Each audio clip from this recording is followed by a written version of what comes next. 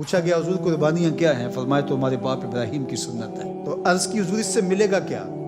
فرمایا ہر بال کے بدلے میں نیکی رکھی۔ صحابہ نے دوسرا سوال کیا حضور اون کا کیا ہے؟ یعنی جانور کے بڑے بال ہوتے ہیں، جس طرح بھینس ہے، گائے ہے، اونٹ ہے، لیکن جو بھیڑ ہے اس کے تو اتنے بال ہوتے ہیں۔ تو صحابہ کا فوراً خیال اتر گیا، انہوں نے کہا حضور اون کا کیا مسئلہ ہے؟ تو فرمایا اون کے ہر بال کے بدلے بھی نیکی رکھی گئی، اور فرمایا گیا پل صراط پر یہ تمہاری سواریاں ہیں، ہر عضو کے بدلے آتش دوزخ سے نجات عطا کر دی جائے۔ تو ان قربانیوں کو راہ خدا میں خوش دلی کے ساتھ قربان کرنے کا حکم دیا گیا۔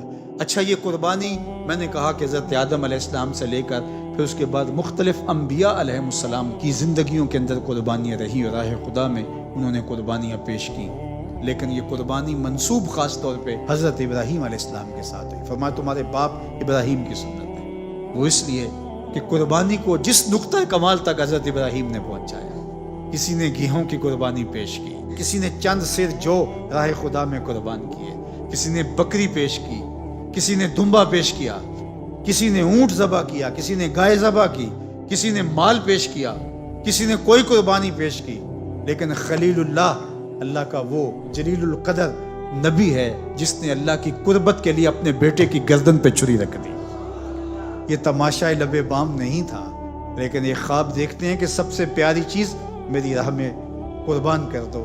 اللہ اکبر۔ پھر منا کی وادی نے وہ منظر دیکھا کہ بوڑھا باپ ہاتھ میں چھری لیے اپنے نونہال فرزند کی گردن پہ چھری رکھ کے اس کو ذبح کرنے کے لیے آمادہ ہے۔ یار اگر ہمیں اتنا کہا جاتا کہ تم کرو گے مینڈا ہی ذبح، لیکن اس سے قبل اپنے بیٹے کو ایک بار لٹانا ضرور ہے اور اس کے نازک گلے کے اوپر چھری رکھنی ہے، پھر اٹھا لینی ہے، پھر مینڈا ذبح کرنا ہے، تو مجھے بتاؤ کوئی ماں، کوئی باپ مصنوعی ہی صحیح اس سے بھی گزرنا اس کے لیے محال ہوتا کہ بیٹے کو لٹایا جاتا، گردن پہ چھری رکھی جاتی، پھر کھینچ لی جاتی، اور دمبا تیار کھڑا ہوتا، اس کو پتا ہوتا کہ میں نے ذبح اس کو نہیں کرنا، ذبح اس کو کرنا ہے۔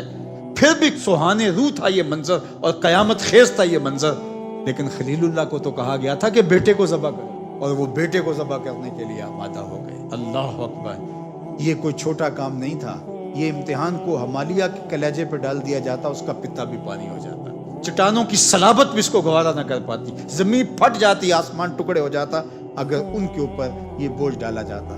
لیکن خلیل اللہ نے نہ صرف اس کی حامی بری بلکہ کر کے دکھایا اور کہا کہ ابراہیم ہم تیری سنت کو قیامت تک باقی رکھیں گے۔ آج پوری دنیا کے اندر جس طرح عید قربان کے موقع پر آپ اس سنت پہ عمل پیرا ہوتے ہوئے لوگوں کو دیکھتے ہیں، 100 قربانیاں لوگ راہ خدا میں جن کو اللہ نے توفیقات دی ہیں وہ پیش کرتے ہیں، اس سے بھی زیادہ قربانیاں پیش کرتے ہیں۔ اور منا کی اس قربان گاہ میں حضرت خلیل اللہ اپنے بیٹے حضرت ذبیح اللہ کو قربان کرنے کے لیے لے گئے تھے، اور عملاً ان کی گردن پہ چھری رکھ کے چلا دی تھی۔ یہ الگ بات ہے کہ دمبا لایا گیا اور پھر اللہ نے حضرت ذبیح اللہ کو بچا لیا، اس لیے کہ ان کی پیشانی میں محمد عربی کا نور رکھا گیا تھا، تو اللہ تعالیٰ نے اس نور کو آگے منتقل کرنا تھا۔ یہ ایک امتحان تھا، اور وہ امتحان میں سرخرو ہوئے، 33% نمبر نہیں لیے، 100% نمبر کامیاب اور مامراد ہوئے۔ کہا ابراہیم تو نے حد کر دی، اب دیکھ میلے کیسے لگتے ہیں اس قربان گاہ پہ۔ 40 لاکھ اگر حجاج ہوتے ہیں، چلو کوئی ایک دیتا ہے، لیکن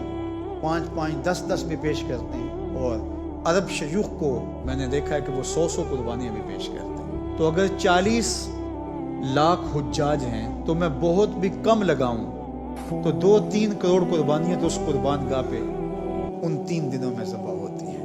اے خلیل اللہ تو نے حد کر دی، لیکن میلے لگا دوں گا تیری گزرگاہ پہ۔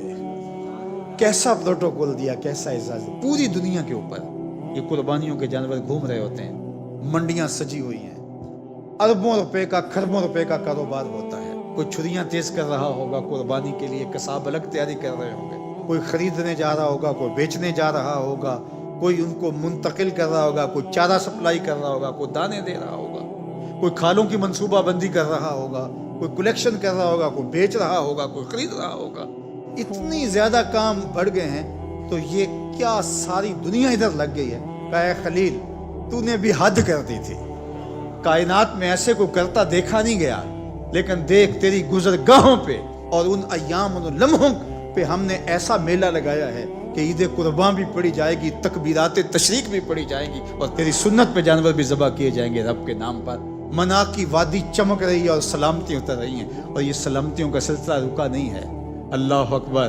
ہم نماز میں روز پڑھتے ہیں اللہم صلی علی محمد کما صلیت علی ابراہیم، اللہ اکبر۔ درود بھی پڑھا جاتا ہے ابراہیم پر ہماری نمازوں کے اندر۔ اور پھر عید قربان کا موقع تو کیا خراج پیش کیا جاتا ہے حضرت ابراہیم کو، حضرت اسماعیل کو۔ تو فرمایا یہ تمہارے باپ ابراہیم کی سنت ہے، اس کو خوش دلی سے ادا کرو۔ اور یہ بھی فرمایا جو استطاعت رکھنے کے باوجود قربانی نہ کرے وہ ہمارے مصلی کی طرف، عیدگاہ کی طرف نہ آئے۔ تو اللہ مجھے اور آپ کو اس فریضے کو ادا کرنے کی خلوص کے ساتھ توفیق ارزانی کرے۔